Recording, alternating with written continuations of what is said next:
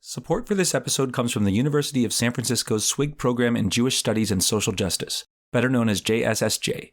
As trailblazers in formally linking Jewish studies with social justice, JSSJ is excited to announce the first ever graduate-level certificate in JEDI, Justice, Equity, Diversity, and Inclusion. This unique program gives professionals the opportunity to learn from scholars and activists, offering a blend of academic study and real-world application. So whether you want to expand your knowledge for personal development, boost skills and techniques in your classroom, or bring in valuable JEDI skills to your organization, this program will give you all the necessary tools and resources. Fall classes begin on August 27th. Learn more and apply now at usfca.edu/JEDI.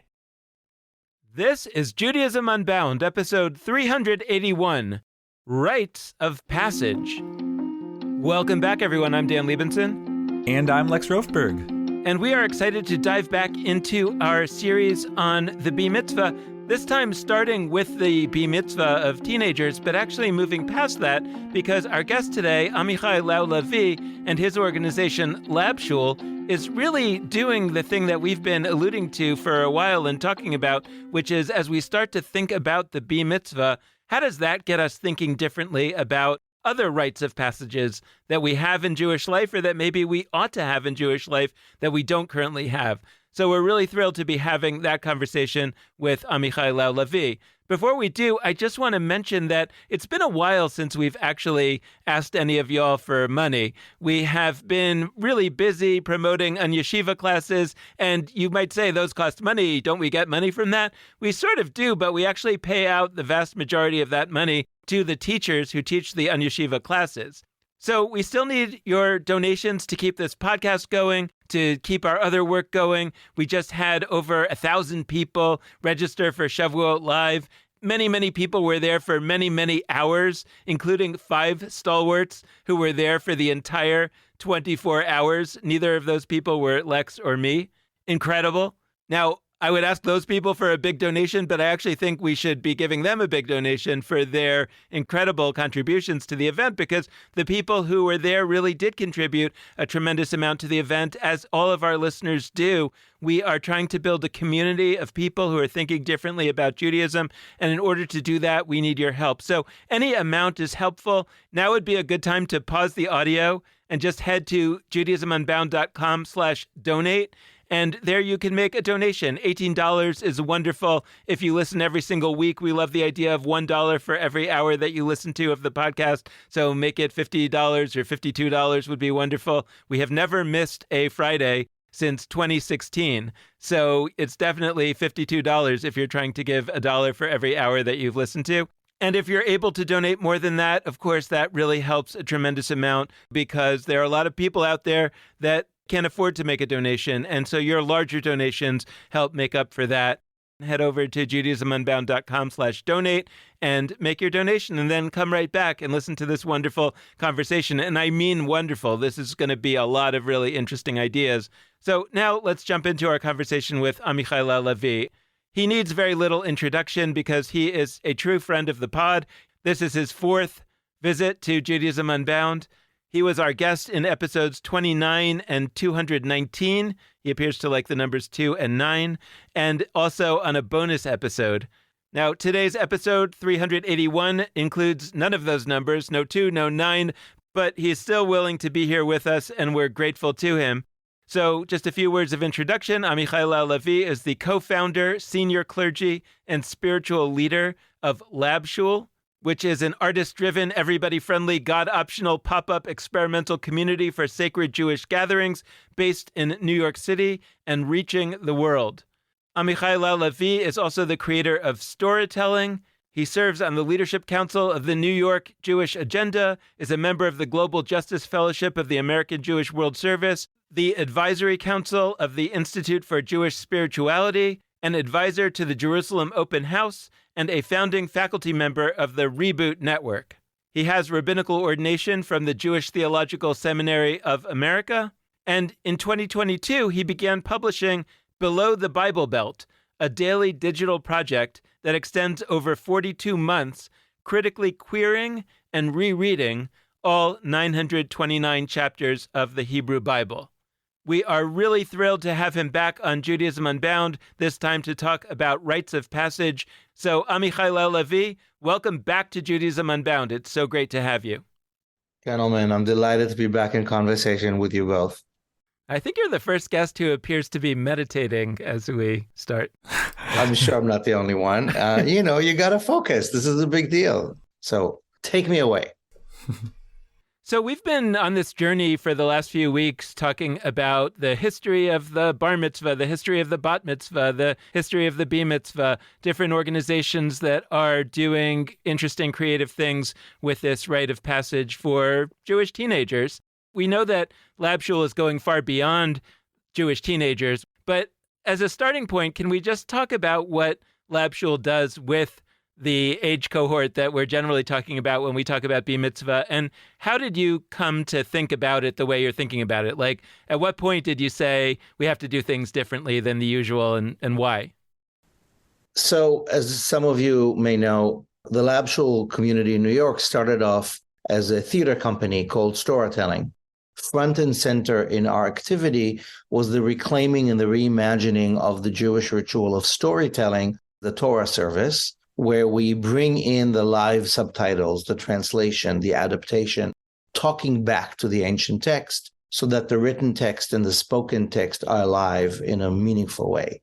This is a reclamation of the ancient tradition of the Meturgaman, the translator that was part of Jewish life until 1,000 years ago. We decided to bring it back so that there'll be more literacy and engagement with what Scripture has to offer our modern lives and where we talk back, where we craft a new Torah that corresponds to the old. We went to different denominations. We went to summer camps. We started going to day schools and Hebrew schools. A few years into our experimentation with storytelling in the early 2000s, we had a board member who said, my kid is going to have a Bat Mitzvah. Can we use the storytelling technique of the Torah service being upgraded for her Bat Mitzvah? And we thought, sure, let's try. She was great. It was great. Instead of just chanting Torah, this young woman also learned how to be a translator, meaning how to write her own script, which translates verse by verse the Hebrew Torah into a meaningful, in her case, I believe, a first-person monologue with interactions with the people who were there. So instead of just being a very straight so-called Torah service, it became something much more engaging. And as her rite of passage, it gave her the ability not just to show off her skills with Hebrew chanting, but as a thoughtful presenter and teacher. After that one, we did a couple more, and I think it was soon after that that we realized that actually we're onto something. The main opportunity for engagement with the Jewish story in the Jewish community has been, for 2,500 years, the ritual that is known as the Torah service. For the last couple of hundred years, for sure for the last century, the numbers of people attending a synagogue on a Saturday morning or Saturday afternoon, or on a Monday or on a Thursday, when the Torah service takes place, and we do the story hour, those numbers are dwindling. Less and less people are engaged in the Torah service. But if you ask any modern American Jew, have you ever been to a bar mitzvah? The numbers are pretty high. If you're going to ask somebody who's not Jewish in the 21st century, have you been to something Jewish? They will very often say, oh, yeah, my boss's daughter's bat mitzvah or something.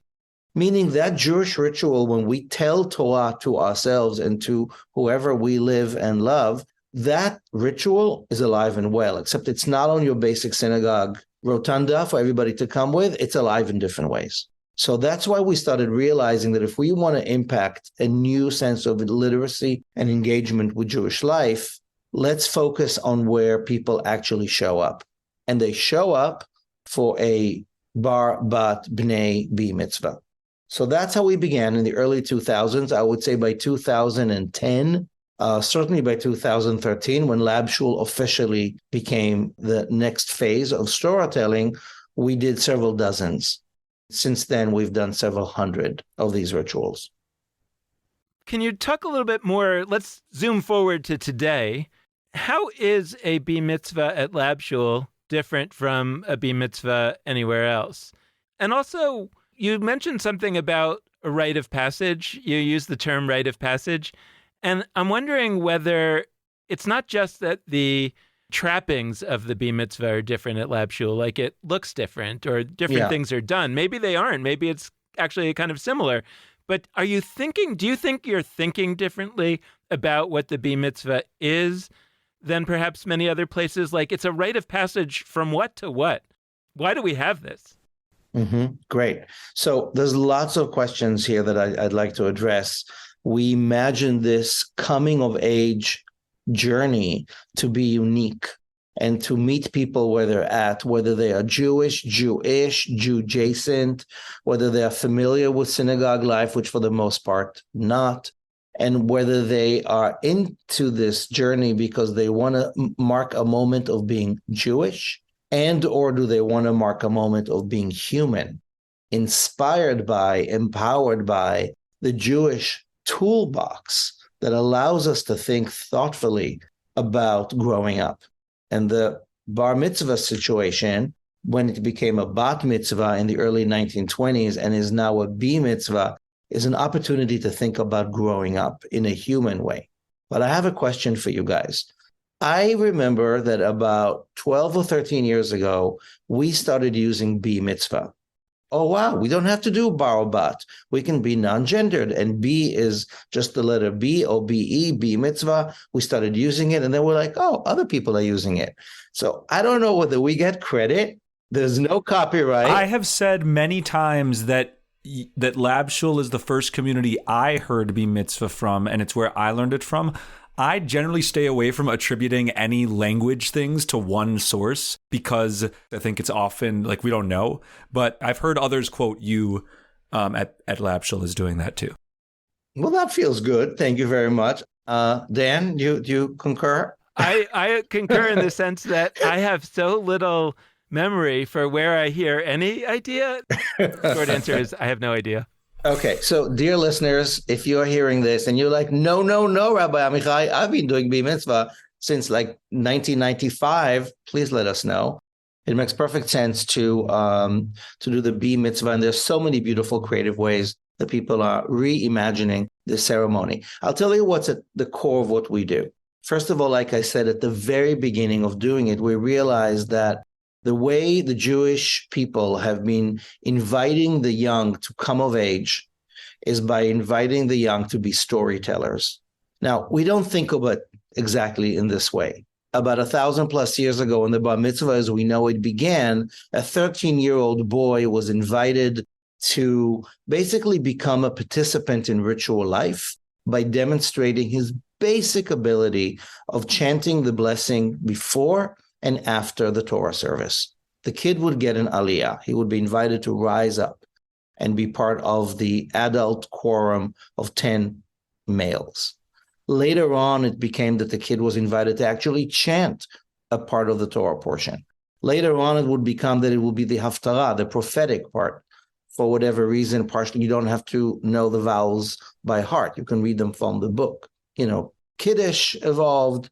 And then around that, the huge party evolved, and now it's the Titanic and Star Wars theme and all that. But the evolution is around inviting the young person to be part of the storytelling event of our people.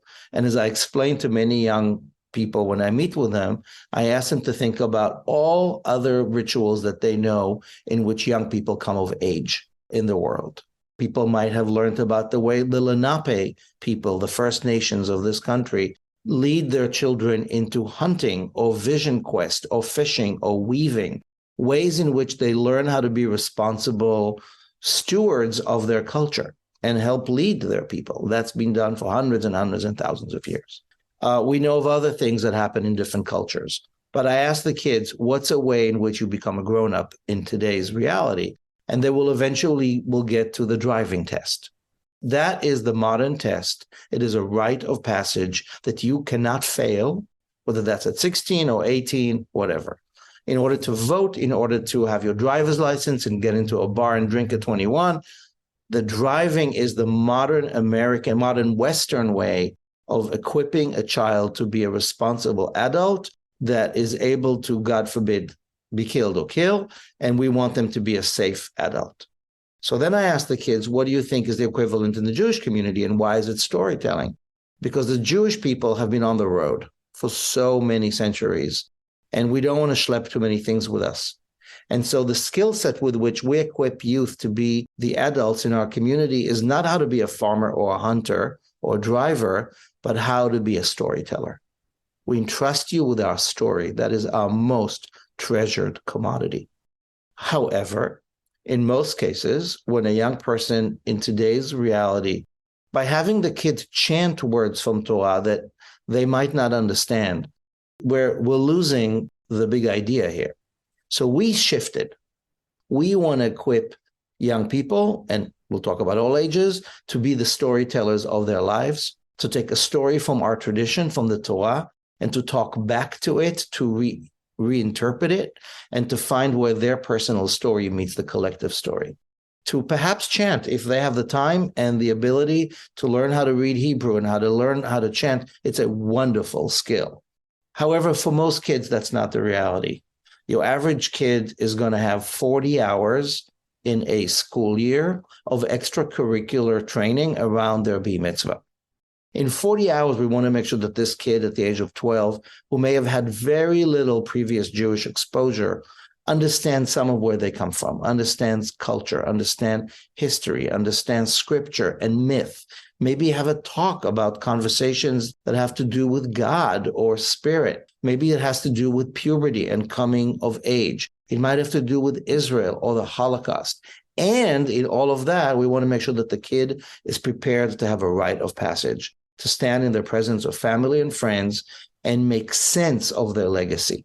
So if we focus on those 40 hours, 25 on learning Hebrew and how to chant Torah, we're not going to get into the depth of what the story is about. But if we shift it and we give this kid the ancient Jewish tool of being the translator, then they spend time learning the story. They're critical thinkers. They're thoughtful makers of midrash, which is the Jewish word for creative legends and interpretation. They become what we call the maven, the mevin, the person who understands their role in this relay race and hands it over. And then the ceremony becomes an engaging conversation for all the people involved, Jewish, other. They see that the kid is animated, that they're not just chanting words they don't understand. They are the storytellers of their tradition for the day. And we structure the curriculum around this main skill, this storytelling skill. So around that, we have a whole curriculum that I can talk about. But that is, I think, the main difference. So I have a two-part question, and they're both kind of funky and specific, and we'll see how this goes. The first is about what you mentioned before, the phrase B Mitzvah. The reason why I know that I have quoted Labshul as being one of the early pioneers of that term, maybe the first, I don't know. But the reason why I was like ready to affirm yes to you on that is that I have mentioned it a number of times, specifically when people are discussing like, what should we call this? What should be a gender neutral name for like that's beyond bar and bat mitzvah. And I've heard people say b'nai mitzvah, which sort of feels, it is a plural in Hebrew, but it is a masculine plural.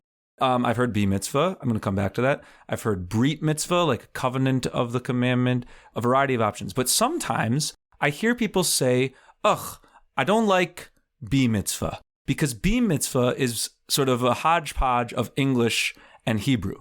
And I usually respond to them, that's why I love B Mitzvah.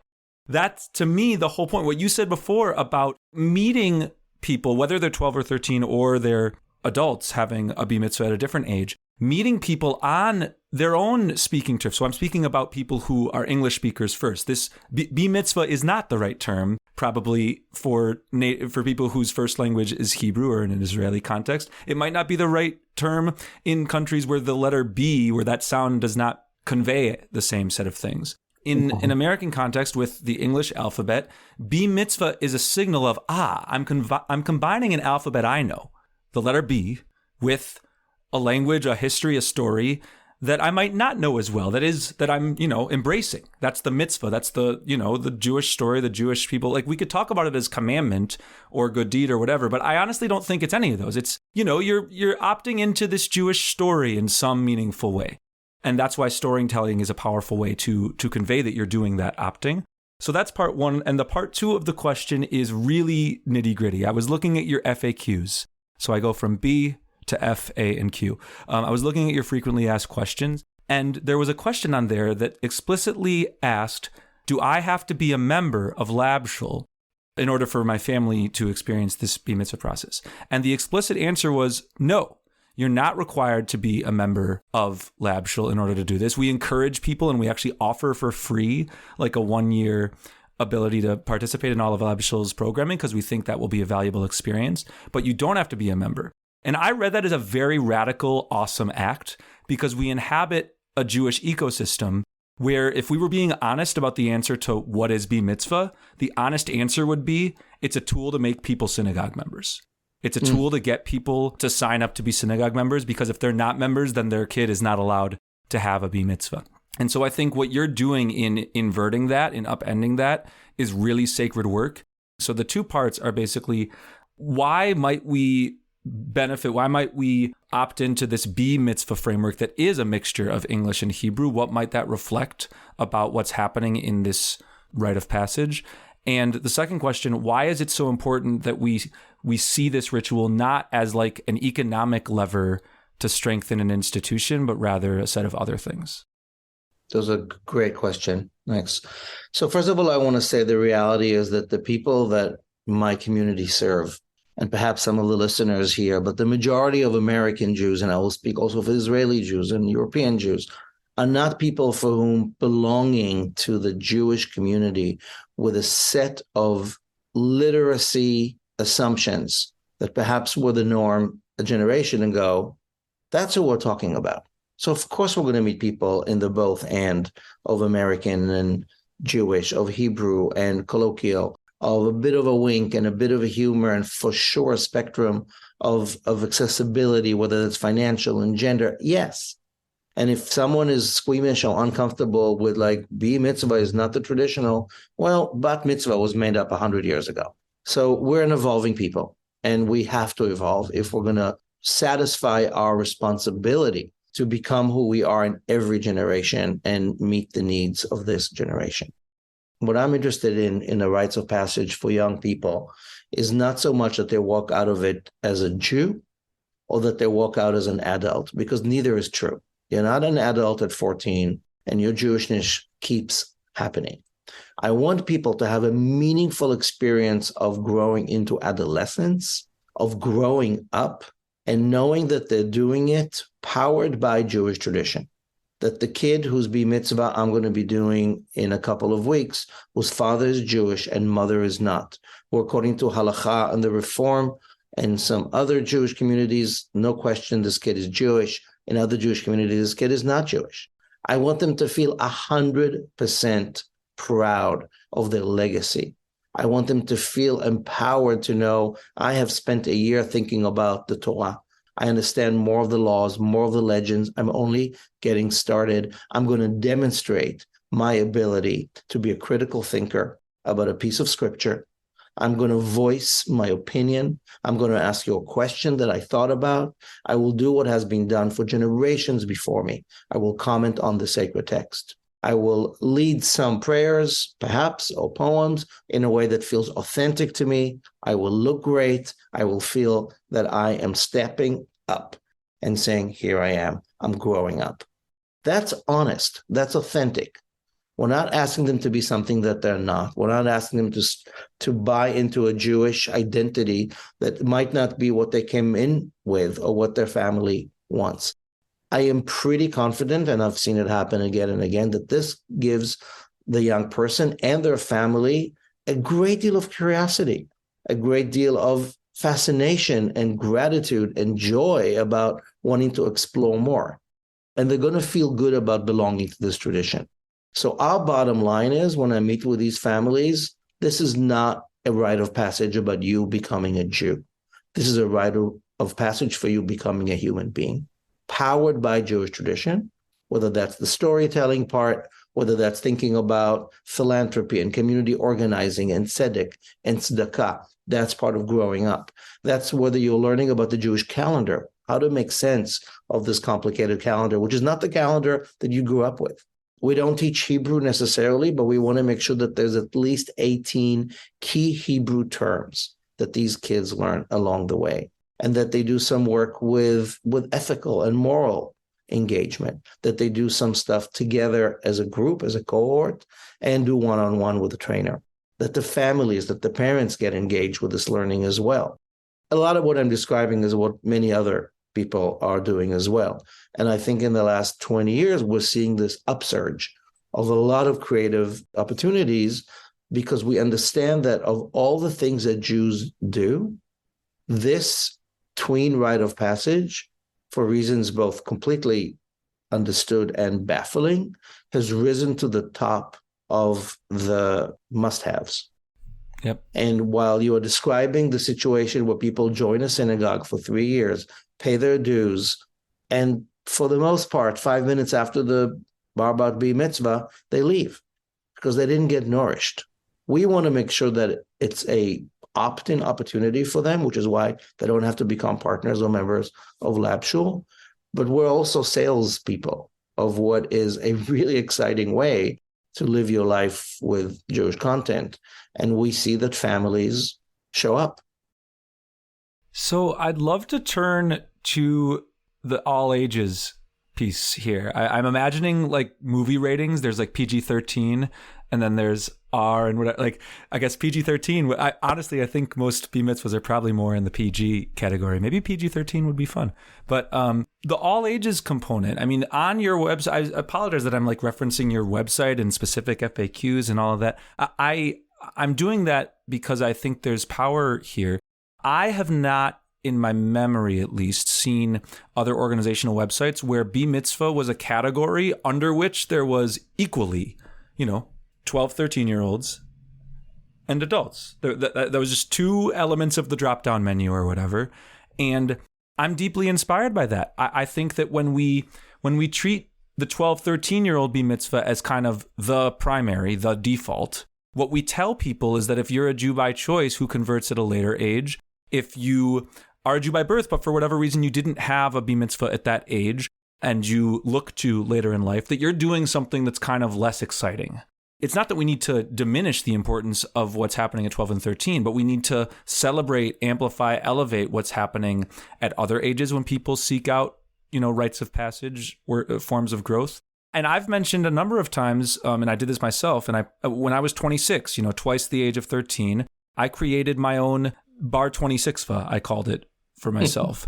And I plan to when I'm 39 in a number of years. I plan to do it every 13 years, because for me, it's not like I flipped a switch and I went from off to on and like I'm sort of there now. To me, this is a process that individuals would benefit from going through, communities would benefit going through on a very regular basis. So I guess, can you talk to us a little bit about B Mitzvah beyond just the 12, 13 set of folks and how this plays a role in your organization and your vision for other age groups as well? Yes. So over the years, when we have done a B Mitzvah, somebody would always come to us after the ceremony and said, wow, this is the first time in my life I understand prayer. I understand the Torah. I am moved. And by the way, I had a bar mitzvah at 13. It was meaningless. I'm now 80. I want to have one like this. I want what she's having. Or I never had one. I'm not even Jewish. Can I do one of these? And this kept happening. And we kept saying, yeah, no, we're focusing on other things. And then at some point you stop and say, wait a minute.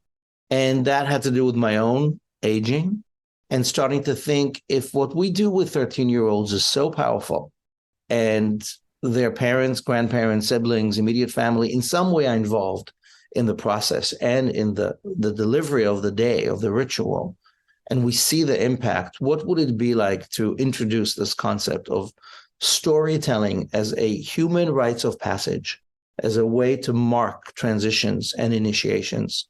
What will that look like? The first pilot we began 4 years ago was thinking about aging, about how people not just become older, but how can they become elders? There are already several programs in the community and beyond, wise aging, groups for men, groups for women, groups for looking at the fact that we're living longer, we have more access to time, to learning, to ideally health, than our ancestors may have had. And there isn't really a clear way to mark 65. Yes, there's a retirement party. But what does it mean to take time and ask yourself the questions? Who am I now? What questions have not been asked? How can I be delegated with the responsibility of being an elder in this community in a obsessively youth-focused culture? So thinking about this rite of passage, this liminal journey into elderhood, which is very much happening in many different sectors in society, and people in our own community who are boomers who said, like, we want a special conversation around this. We co-created this program called Generate, which is now in its third cohort. We said 55 plus. It's for the most part 60, 65 plus, till people in their 80s. Meet for about 18 months, focus on questions that have to do with life, that have to do with purpose, that have to do with aging, thinking about anything from ethical will to how do I want to be buried? What are the values I want to leave my children, and what are the values I want to live with? And then into that process, which is a group cohort with peer-to-peer and some guidance, we introduced the storytelling method. So this group too learned how to be storytellers and become the translators and the commentators and the interpreters of a single Torah story that we chose together, and that became their concluding ritual, where they all came up to the Torah. One person learned how to chant, and another person learned how to create a midrash, and somebody else came in as a political commentator on the story, et cetera, et cetera. And so the final ceremony is a display of their talents, telling a Jewish story together on their own terms. So that was cohort one. That was 4 years ago. It started in person in New York City, and then COVID hit. And you know what? These were older people who by then knew Zoom. And then the rest of cohort one was on Zoom. Cohort two was only on Zoom. It was national with folks from Seattle and Chicago, Florida, New York. And now cohort three that we're halfway through is New York based. 2 years ago, we understood that it's not just about aging 65 plus. What happens when you turn 40? Or as you said, Lex, 26 or 39. So we're thinking about flourishing at any age and inviting people to take a year, whatever midlife means to you, and ask yourself 3 questions. What have I inherited that matters to me? Who am I now? And then who do I want to be? How do I want to be? We do that individually. We do that as a group. We had a 1-year pilot last year called Passage for folks between 25 and 55, introducing the storytelling method. And they co-created a story event together at our weekend retreat last November. And the story they chose was based on the Torah story that was read on the calendar on the weekend of our retreat. That happened to have been the story of Jacob and Esau, the 2 twins who are vying for their father's blessing. And the focus that this group chose to talk about is scarcity and abundance. Why does Esau not get blessed while Jacob gets blessed? How does that look like when we're talking about a reality when we want to dismantle racism, when we want to be feminists and we want to celebrate queer pride? How can we get beyond the either or of binary, which is in the Torah? Esau doesn't get blessed, Jacob does. That's what they focused on. And the storytelling they created was so powerful, attended by the entire community. You can hear my excitement. I am pretty convinced that Rites of Passage is where more and more people in the Jewish community are seeking to get into the conversation. And so, we talk a lot about birthright as your birthright and go to Israel. Rites of Passage is a birthright, literally. Birthright, R-I-T-E. I see what you're doing. So there you go. And I'm talking about human rites of passage. It's a human right. And I'm talking more to the folks in my age group. We're in our 50s. We need this. And I need to think about aging, because if all the doctors are right, then I'm going to live till 90. How? Where? With whom? What are the values that I want to really focus on so I have so many years to be a productive agent in society? So we are slowly moving towards focusing on rites of passage as a way that I think will define what Lab Shul does. What if we were a congregation whose main focus is rites of passage? And having these small cohorts of 10, 15, 20 people who spend a year, 2, 3, getting to know each other really well and getting to know themselves really well and exploring their spirituality, their Jewishness, their humanity, and helps them grow up into the next phase of human. And they do so orbiting around a congregation that meets regularly. Once a month, we have a big Shabbat. We have the big holidays. We have some learning opportunities to go deeper, some justice opportunities, but not much more than that. Your average modern Jew doesn't have bandwidth for the type of every Shabbos morning, every Friday night, Mondays and Thursdays. That's not the liberal Jewish diet. So I'm curious about, and we're beginning to explore, how can these rites of passage, coming of age at every life stage, is a birthright, an opportunity, and an invitation to really deepen your commitment to who you are, also as a Jew. Sounds like you're kind of inventing the synagogue of my dreams. Actually, the only thing that I'm a little disappointed, but I was starting to be disappointed, but then when you said it was going to be like once a month, I wasn't disappointed, because somebody asked me recently, like, if I lived in New York, how would I know? Not that I'm planning to necessarily, but if I was living in New York, how would I choose a synagogue? Would I shul hop and check out different synagogues? And I said, no, I would go to Lab Shul. So I did just want to actually share one thing, because early in your answer, when you were talking about how this all evolved from your experience in the B Mitzvah, it occurred to me, like, I kind of remembered that part of why Judaism Unbound exists is because of a similar conversation that I once had when I was working on campus. I don't remember if I was at Hillel at the time or we had a kind of post-Hillel thing for a few years. And I was walking with one of our board members, and I was describing all these things that we're doing with college students. And she said to me, oh, I really wish that I had that. And I said, yeah, I know, I get it that your kid isn't at, a school with a program like this. It's unfortunate. And she said, no, I wish I had that for me. And I said, oh, you wish you had that for you? And she said, yeah, because I realized when I became an empty nester that I was doing Judaism all along just for the kids. I wasn't really getting anything out of it.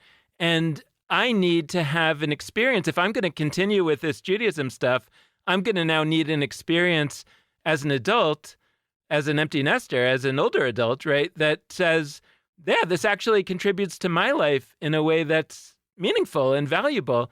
And that was some of the genesis of what ultimately became Judaism Unbound, because we said, hey, what would it look like to create this experience that we're doing on campus for people of all ages? And the internet seemed like a good place to do that. We could reach more people, et cetera. But it's interesting to think about what that looks like out in the world. I think a lot of times the pressure of various forces in the Jewish world are that you could kind of stay in your lane, or I think it's really interesting what you're talking about here. And so I'm wondering two things. One is that earlier in the conversation, you talked about specifically the curriculum that you've developed for the teenagers about storytelling. I'm curious what that looks like, because that feels like one of the distinguishing elements here that says, what would it look like for me at any age to go through this kind of workshop or this kind of experience that helps me be a storyteller? Like, what is that? What do I actually learn? How does that work? And then I'm wondering about this vision of the synagogue-like organization of the future that has lots of rites of passages at different times, that meets monthly. Like, what would that look like as you kind of dream of it? Because I think that a lot of us would like to hear that dream fleshed out, because I think that's the unstated dream of many of us. Think of, Lex, and you mentioned it before, where does money change hands in the Jewish community? People have a value proposition around this idea of a bar mitzvah. They know they need to pay for it. When else do your average unaffiliated Jew pay for something Jewish? Maybe There's cemetery plot. I'm not saying that too cynically. No, I don't mean that to be like a 100%. mic drop. I think that's the other answer. 100%. Maybe the rabbi for the wedding. Maybe a high holiday ticket. But money changes hands around the bar, bat mitzvah, B Mitzvah, which is not insignificant. We know that it is a big driver of participation in Jewish life and unparticipation in Jewish life. Because when you once again go through temple, Beth, whatever, and you got this experience that doesn't speak to your modern theology, sociology, who we are, you've checked out. And I recently did a late night screening of A Serious Man. the Coen brothers, philosophical masterpiece that you need to watch 4 times to know what the hell is going on there. And of course, the Bar Mitzvah is at the heart of it. And the sort of the vapid American, in this case, high, like insignificant. And you're like, wow, what a wasted opportunity. Although even at that wasted opportunity, there's a fragile moment where those parents have a moment, like something happens. And even the most B Mitzvahs, people walk away thinking, well, something happened. So much more can happen. We were just in a conversation with our friends at Wilderness Torah, who are doing beautiful work around somatic, body, nature, taking kids and grown-ups out of town for a night or 2 or 3. It's a West Coast thing, but we'd love to do it here too. We've been working with the folks at Active Aging. They're working very thoughtfully about active aging and a convening on a national level about longevity and all the opportunities and challenges there. Growing up is a family affair. This is not just about the kid, no matter what name is on the, mylar kippah. Everyone's growing up, so paying attention to that. And then the storytelling skill is really about dismantling the distance. And if you're thinking about the tools that you want a kid to have in their back pocket when they go and explore their lives and maybe their Jewish identity, is chanting the Haftarah or the Torah the most important tool a 21st century modern American Jewish kid? That's what they should spend 20 hours on? I'm not so sure. It might come in handy at some point. But being a critical thinker, one that says, okay, this is what the Torah is. Yes, from God, not from God. These are the stories. It's told every week. I'm invited to be a participant in the conversation. These margins on the side of the book, they're for me to bring in my scribbles, to understand what I'm reading, to make sense of it, to talk back to it, to bring my full sense into it. And so that when I stand in front of my family and community, they know what's going on. They're moved. They're interested. We're not just mumbling something. That's a skill. The translator of Torah into vernacular was phased out of synagogue life 1,000 years ago for a bunch of political, financial reasons. And we're bringing that profession back. And I'll just say, when I started storytelling in 99, for about a decade, that was the vision. Bring back the Torah service as a engaging theater opportunity.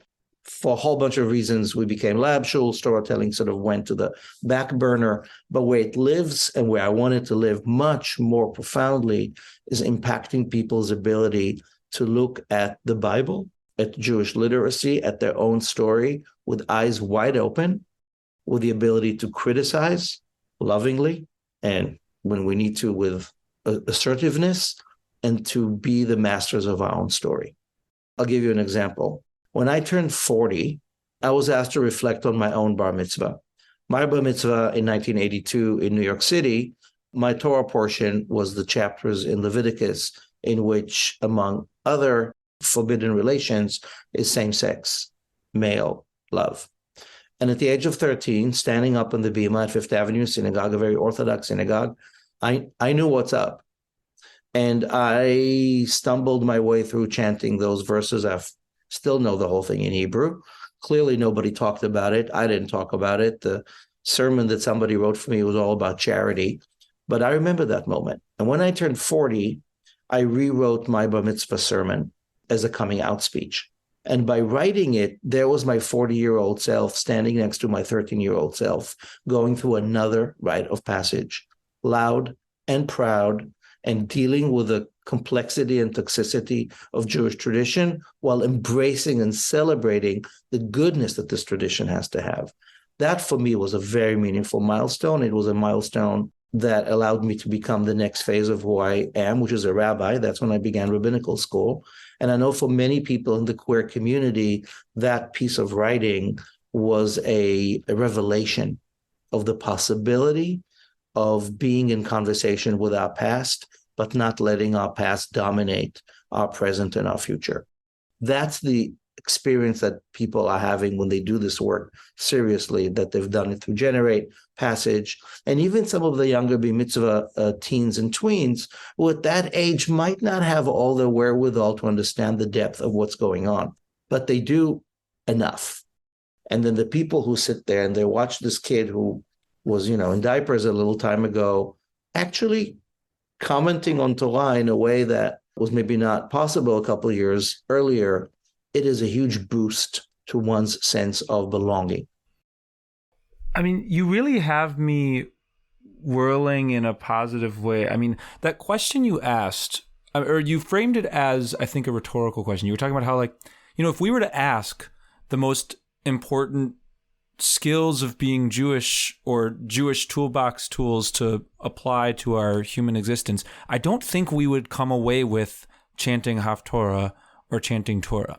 I'm actually genuinely deeply interested in every one of our listeners and every one of our listeners' communities, like having that conversation out loud with a friend, or like, I don't care if it's in a synagogue context. It would be a great thing to do in a synagogue context, but like, what are the answers to the question, key basic human skills, but also Jewish skills? And, that's not even really two discrete categories. What are the Jewish skills that are also human skills? What are the human skills that we can understand through Jewish prisms? I think that conversation happening in a public way, not just like some board committee that is whatever, like having it in a really excited, energizing way could be an incredible way to kickstart a community's or an individual's journey into a new stage of B Mitzvah. I think because I've heard already from some communities and some people that are involved in spiritual leadership listening to our episodes lately, they're like, we kind of want to we want to actualize what you're talking about. We want to change how we go about B Mitzvah. Like how? I think that conversation, what are the core things? I think different communities might have different answers. I'm very persuaded by the storytelling answer. As I think about it in conjunction with B'nai Lappy's narrative that's so important to our podcast of the master story, if one becomes a storyteller in a world where we haven't inherited a quote unquote master story, you in effect become a shaper of the whole widget. The master story is Judaism.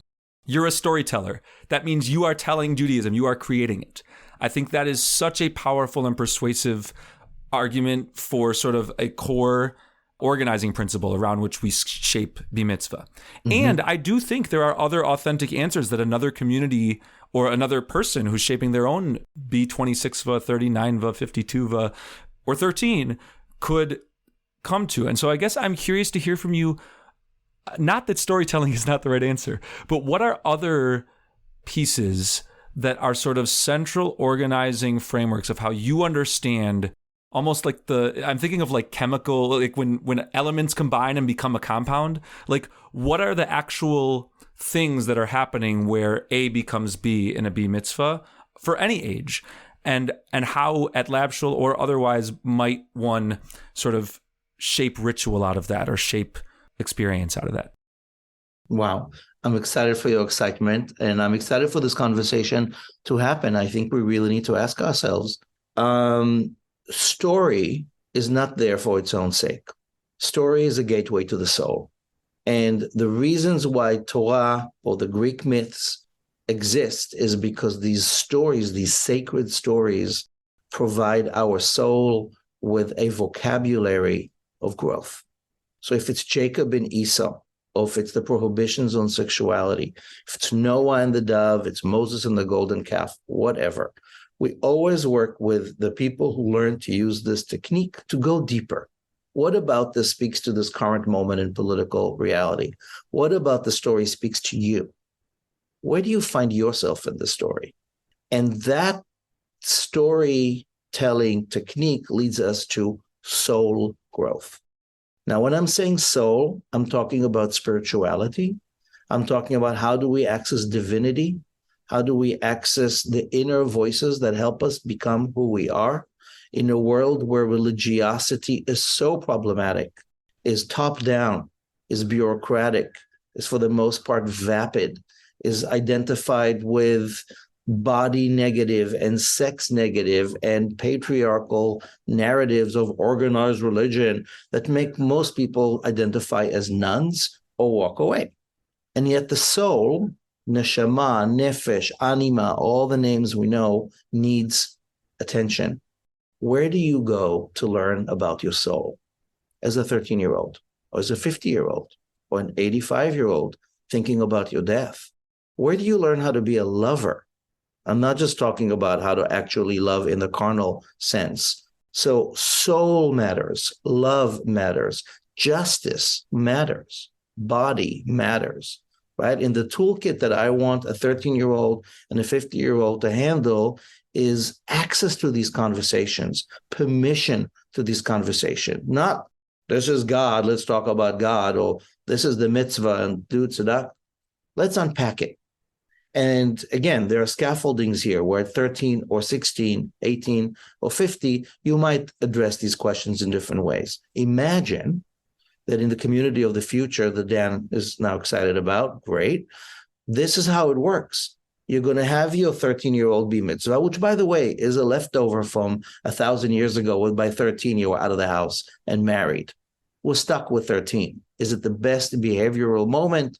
Many have argued about that. Let's say we stick with 13. It's this move through puberty into adolescence. But then there's a moment at 16 or 18, confirmation, that has been attempted by the Reform movement and other movements. What happens at 21? Drinking age. Let's say you finish college, you finish the army, whatever it is. What happens at 30? What happens at 40? What happens at 50? What happens at 65?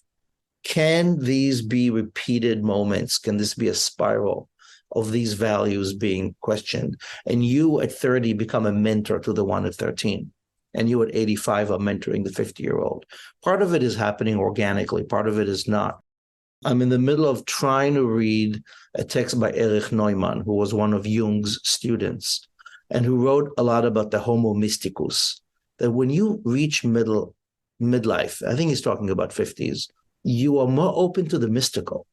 You have a little more tenderness to be asking questions about life and death and purpose and soulfulness,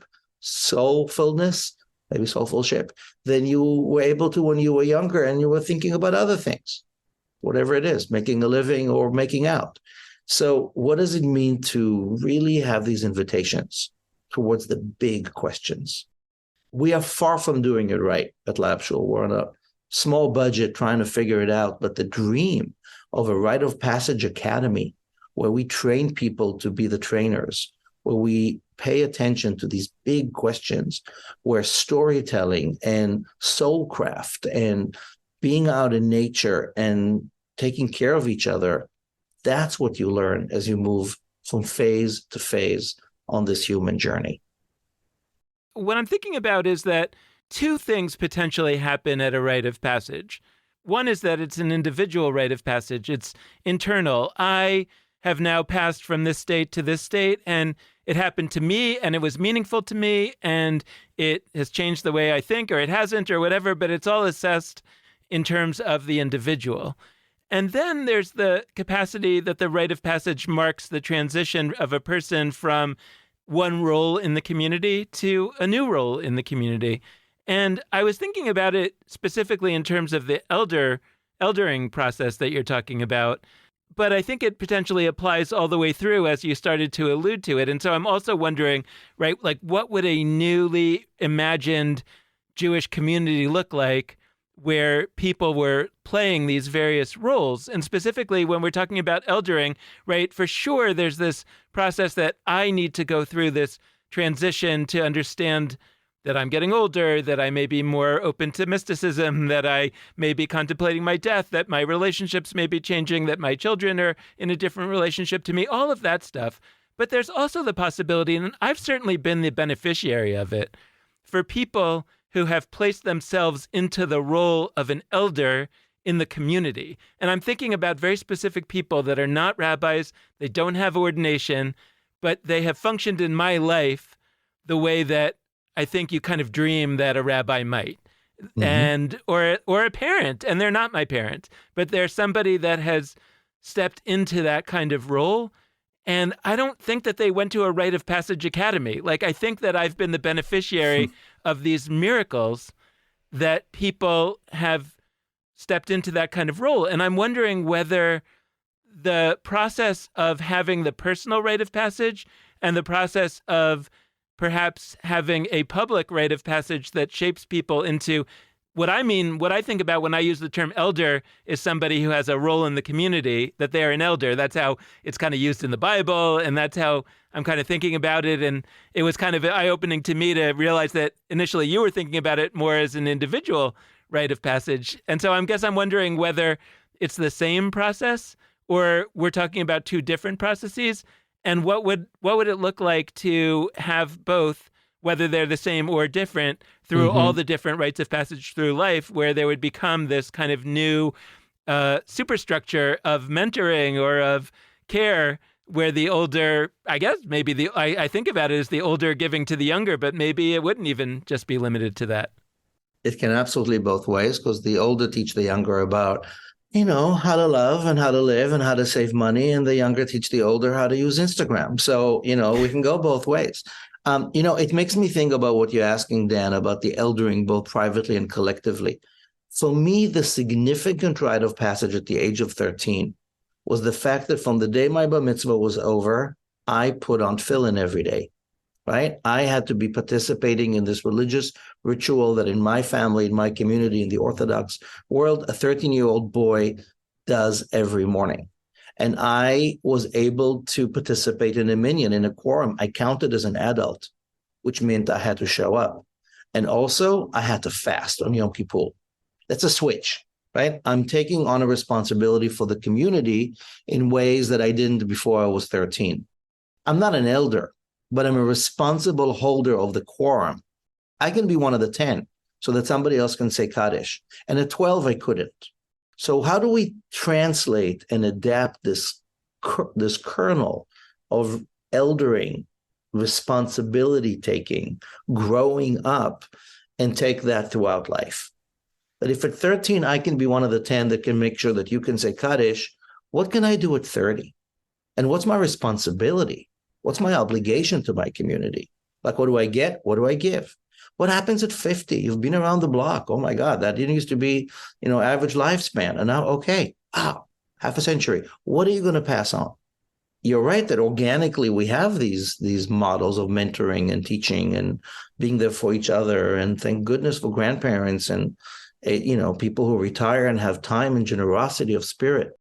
And what if we introduce that as not a conveyor belt, but as an ongoing journey? It's almost like I've never done karate very seriously. I dropped off at the first pre-stripe, whatever that was, right? But you get a stripe with every level. Your mastery grows. I think we have it informally, but I am curious what it would look like to embrace it a little deeper. This is really brilliant, and it's something you gave much more articulate language. I was thinking about this in the camp context, because I had talked about how, to me, summer camp was sort of the most real form of, quote unquote, becoming an adult in a Jewish context I think I will ever experience, because I went from a third grader being cared for by camp counselors and others, and then over the course of the next 10 years, I transformed. It was like I was a Pokemon evolution, and I was the counselor, and I was literally caring for others. Like that, to me, if I were to distill what you described with tefillin, maybe even in a bigger way, like I was responsible for others in the way they had been responsible for me just a couple years before. That to me was, and it was a Jewish summer camp, but like we never named it. And so now you've got me thinking, what's fascinating about B Mitzvah in the traditional age is it's usually 7th grade.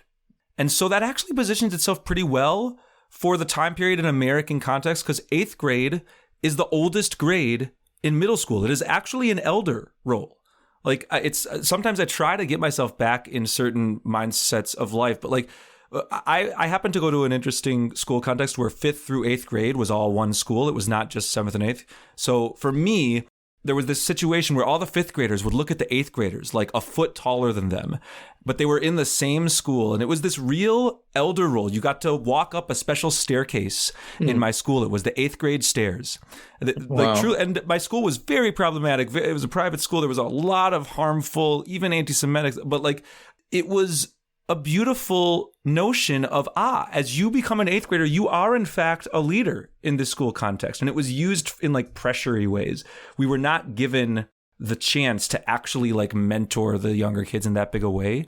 But in a Jewish context, I think we could. And so I guess I'm curious, like, might it be that we try out, like, okay, so the year of 12 and 13-year-olds has their B Mitzvah. Now they're in 8th grade.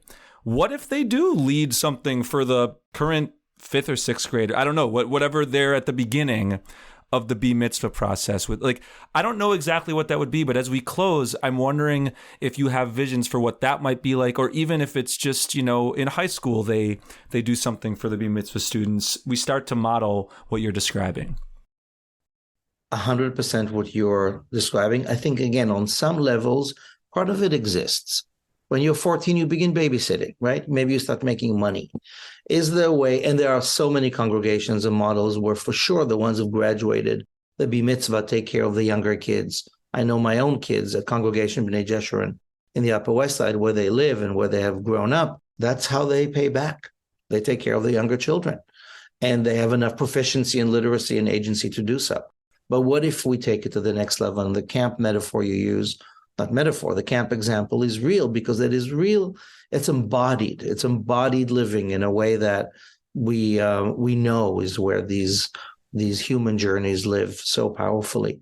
We were just in a conversation about Chevra Kadisha. When do you become somebody who takes care of the dead in our community? And we said, well, what if that's something that happens after 50? What if we were to think about different things and different skill sets and different mindsets that with maturity, I am able to both handle and be some kind of a model for people who come after me and of service to the community? So these are all questions. I can say that at this point, Lab Shul has been providing these annual journeys for teens for B Mitzvahs, and we keep doing so. With a cohort of about 15 families a year. We can imagine growing it significantly with more trainers. We're in the process of figuring out what does this adult program look like? How will that grow on a larger scale, locally, nationally? There seems to be a buzz, and for sure the notion of aging wisely and aging kindly, and let it trickle down all the way to the way babies grow and all the way we honor our elders and how we think multi-generationally about learning. There's a growing yearning. These are the questions we're thinking about. And I think the American Jewish community, and I'm so glad you're having these series of conversations, could do a much better job with B Mitzvah for 13-year-olds and for all ages. Thank you so much, Amichai, for joining us. This has been a fantastic conversation. I'm so glad. Thank you for the invitation. Anytime. Well, fair enough. We will definitely take you up on that anytime, sometime in the future. You have been such a great guest today and in the past, and I'm sure there will be another anytime to take you up on that offer in the future. So thanks, of course, to all of you out there for listening. We hope you've enjoyed this conversation, and we hope that you'll tune in again with us in the future. We've got some more episodes in this amazing B Mitzvah unit coming your way in the next few weeks. We hope that you will stay tuned for those. And if you haven't heard the earlier episodes in the series, definitely flash back to our previous episodes recently in your favored podcast app. You can find other B Mitzvah episodes related to this one just by scrolling a little bit. So do that.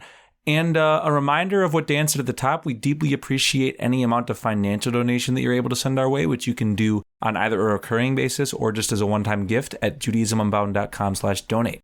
And we always, at the end of our episodes, take some time to remind you, be in touch with us. We love hearing from you. We love getting messages, getting emails, whatever it takes. So here are all the ways you can be in touch. First, there's our Facebook, Twitter, and Instagrams. All of those are at Judaism Unbound for our handles. Second, there's our website, JudaismUnbound.com, where you can find show notes for this episode and all sorts of other goodies related to our organization and our work. And of course, you can email us at dan@JudaismUnbound.com or lex@JudaismUnbound.com. Thank you so much for listening. Since this is our first episode since Shavuot Live, holy smokes, that was incredible fun. It was unreal to spend some time with over 1,000 of you in various Zoom forms and live stream forms. We had an amazing time, and as always, that's really the highlight of our yearly calendar, and we can't wait to pull it off again next year. So look forward to 2024, 24 hours in 2024. That will be Shavuot Live again next time.